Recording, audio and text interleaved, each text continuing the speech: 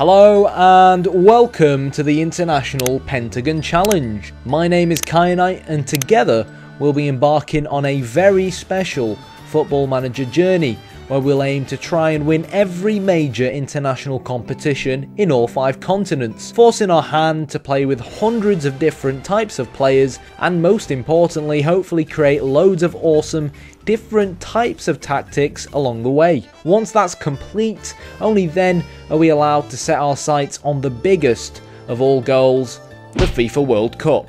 How many nations will we have to manage until we work our way to the top? How many dodgy names will we have to pronounce along the way? So hit the like button, hit the subscribe button, and hopefully we're going to have a lot of fun along the way. Alright, hello everyone and welcome back to episode 45 of the International Pentagon Challenge. It feels like we're so close to finally defeating Asia, yet so far with our current form. So at the end of the last episode I said we're probably going to end up facing Australia in the final. Well, China beat Australia in extra time. So that, I mean, in a way, it kind of makes our loss against China not seem as bad in the group stages, but also emphasises how ridiculous it was because we just played them off the park. So, like, it emphasised that we are a strong team. We just need to hit the back of the net. And then South Korea lost 1-0 to Uzbekistan.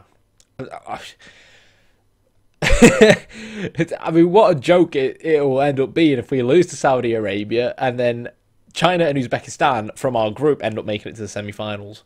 Unbelievable. Jordan beat Lebanon and they faced North Korea. So honestly, like, Australia and South Korea have been knocked out here. We beat Saudi Arabia and we play either China, Uzbekistan, North Korea or Jordan. It's almost like the FM gods have put the Asian Cup on a plate for us and we'll still somehow find a way to mess it up. So, without further ado, let's get this game done and dusted. So, here we go then. Saudi Arabia, a team we beat in our friendlies, building up to the Asian Cup. But as we saw against China and Iran, it doesn't necessarily mean much. We know that Al-Anzi up front is very pacey. We know that they're a relatively small team like us, so hopefully they won't cause us too many problems in the direct department. And yeah, wing-backs, we'll keep an eye on their wide players. We should have that extra man that should help us deal with the playmaker. And yeah, let's take a look at kind of some of the tactical tweaks we're going to make. So, knowing that they have quite a pacey striker, we're going to drop our defensive lines to normal to start things off with. Prevent short goalkeeper distribution. They're a pretty small team, so we'll look to get stuck in as well.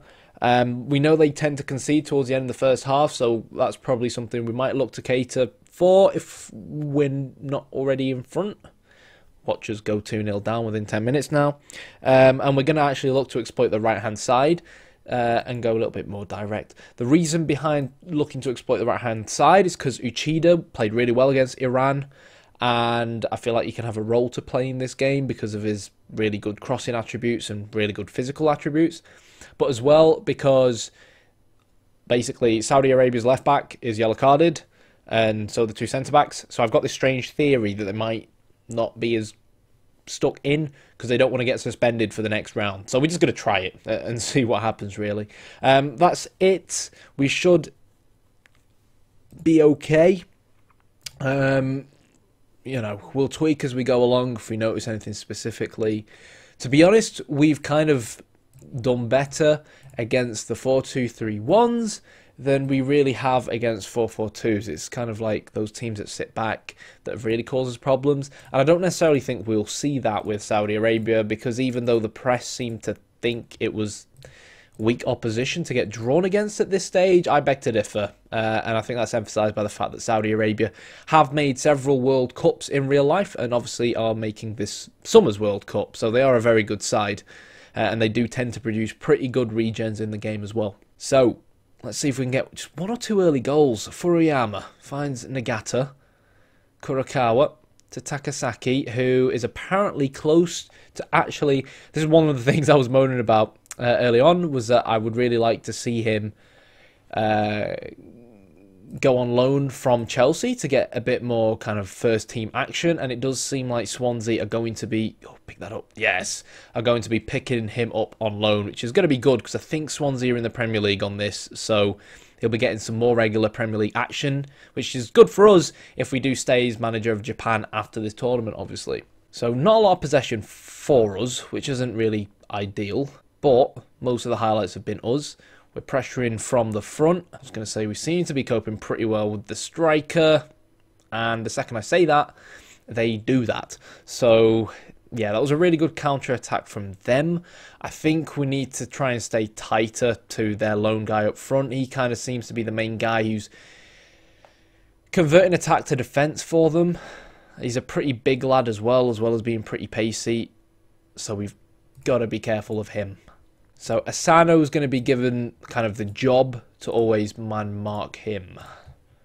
Feels like we're struggling. We could look to bring back Nagata as opposed to being kind of like a box-to-box midfielder. Try and cover that space in front of the back three so we can sweep up those kind of balls, direct balls we're going to see made forwards from him by Saudi Arabia.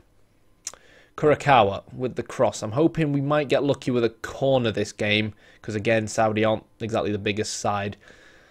Kurakawa crosses it in. It's a good clearance by Olaratebi. But we go again. We still go forwards. We still try and create chances.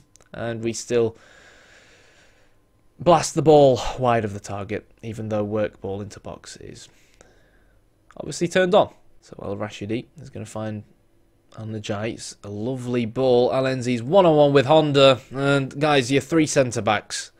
You are three centre-backs. You need to be able to cope with that kind of thing.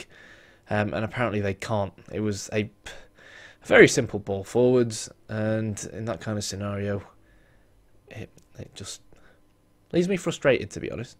They're very, very deep on Saudi Arabia, which is really what's given them this possession. And then he's going to look to make a run into the space. And then it's just a gamble, really, as to whether or not he can get past our defence. Al-Ahmari whips the ball in. It's a good clearance from Ueki, but we need to win the second ball. We need to change things around tactically here. It's not working at all. It's not working. Okay, what are we going to do? Let's take a look. Okay, so we're going to now go back to looking to try and exploit the middle a little bit more. We're going to go more narrower because they're playing pretty narrow, pretty deep. So if we can get our players a little bit more constricted, hopefully it'll help us win the ball back as well. I'm actually going to tell them to retain possession because for me, we've not seen enough of the ball. I feel like if we can be patient, we can see more of the ball, we will get chances just purely by the fact that we have the better players. And Saudi Arabia are on the counter-attack. Alenzi's had a very, very good game. I want to set an opposition instruction to tackle him hard. He's caused us all sorts of problems so far. But it kind of feels like one of them games. If we can get that first goal, we can put it to bed. But we're not going to get the first goal with passing of that quality. We're going to keep it the way it is until the second half. But I feel like we really need someone playing just off the front too to play balls into them, which will help us really kind of attack down the middle and utilise their pace better with the through balls. I feel like right now we're ending up seeing too much emphasis on the wing backs in the wide areas, and then that is happening. Saudi Arabia have been the better side here. We're setting these on defend for now, just to see out the second half. It's just, you see, width and crossing is such an important part of football for me, and how I foresee scoring goals and being able to cut inside and having that variation. And when I end up having to manage teams that just don't have those types of players, I feel like we're limited in our options going forwards. Good tackle by Seki. Play it safe, nice to Fukuda. Can we get a goal just before half time here? That would be so good for us. I mean, we know that they tend to concede goals. Oh! Towards the end of the first half, I've only just remembered that, so I didn't actually make specific changes for it, but we still, have an opportunity now to still capitalise on that. Nagata puts the ball wide. I think it's probably the third or fourth time we hit the woodwork in this Asian Cup, but Saudi Arabia have still shown they are, without a shadow of a doubt, a threat, and this has been an Asian Cup full of upsets as we saw at the start, and we're going to have to change this around.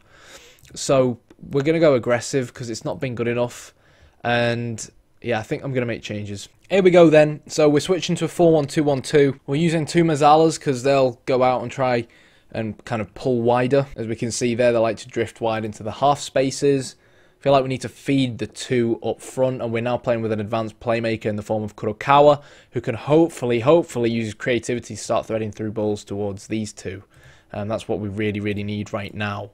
I'm not going to look to retain possession. We're going to play shorter passing game through the middle of the park with two regular fullbacks on support. Asano comes on, who again can't really play left back, but yeah, he's left-footed and he's done all right for us. So yeah, we're not necessarily specifically man-marking their wide players now, which, you know, it leaves us with this predicament where it's difficult to play against a tactical approach like the 4-2-3-1, which is so which emphasizes so much like the fullbacks and the wingers working together as a single unit. Oh, for God's sake! Like when you see stuff like that from the match engine, it just mugs you off. I know. Oh God, what are we gonna see here? Nice. This is what I need, but I don't need you playing to his feet. I need you playing him through. None of the strikers got in on it. One option could be to play a little bit wider. Oh, go on! What? He just, rather than swinging his leg at it, just stood there and let the defender deal with it. Okay. Fair dues, as you do. This is nice. Oh, God. Come on, Seki. Left footer. Whip it in. Good save, goalkeeper.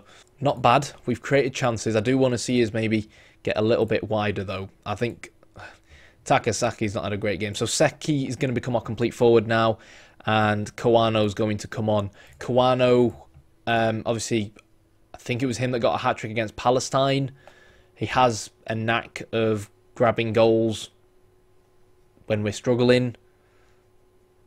So let's see what he can give, because he's pretty pacey. Kurokawa shoots, and, well, good save from the goalkeeper. And so far, in this whole second half, it has just basically been all Japan. We've done everything right, except actually score a goal. And I just don't want the fullbacks to get too excited in terms of their running forwards, because Saudi Arabia have looked so good on the counter-attack. It's about maintaining the right balance. They've had two clear-cut chances as a result of it already. 75th minute. And, well, everyone's gone to sleep, it seems. We've made our 3 substitutions. We're going to go more direct. Let's see if that helps us out a little bit. Time to dribble less, be more expressive. It might get them playing through balls towards those two strikers a little bit better, but when Saudi are defending deep, it's difficult for us. And this is what I mean. You need that runner, that second runner out wide to stretch the opposition. And it's a case of, do we gamble and let one of our fullbacks get involved going forwards? Do we take that gamble? That's a big question for us that we need to answer, unless we can go 1-0 up, and we do.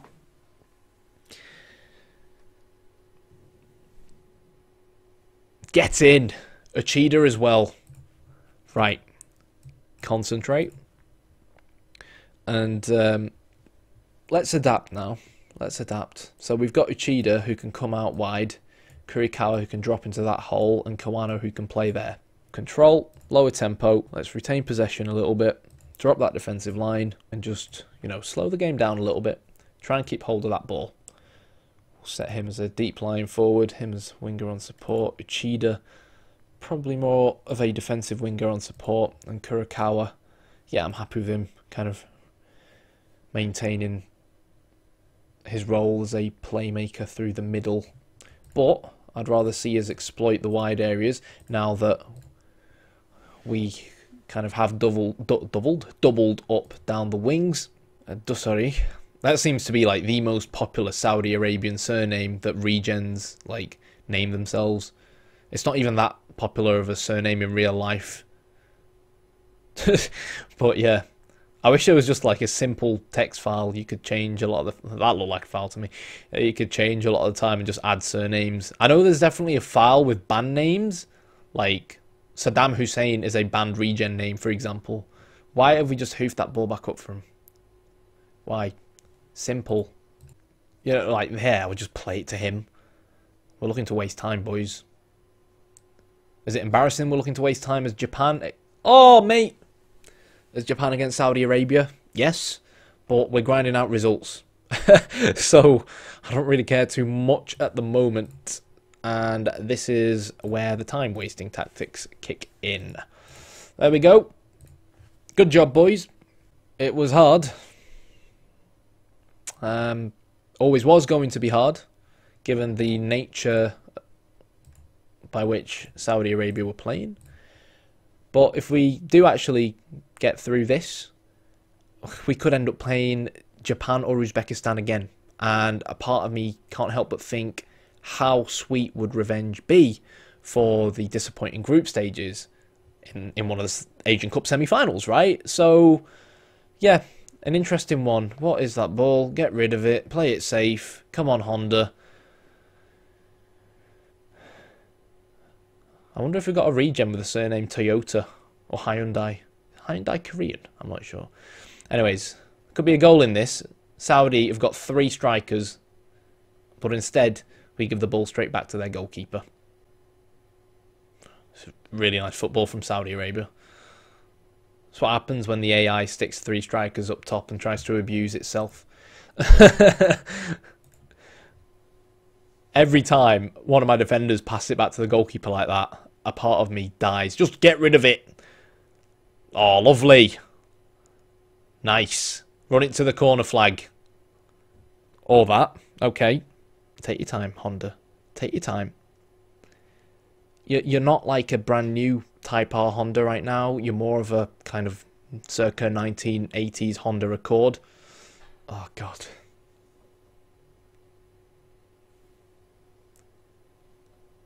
Why can't the highlight go away? Go away, please, highlight. Kurakawa. Taseki. And, okay, we win the foul. Cool, calm and collected. Play it back. He's not going to play it back. I mean, just pass it back to him. I'm pretty sure that's allowed. Like, ugh.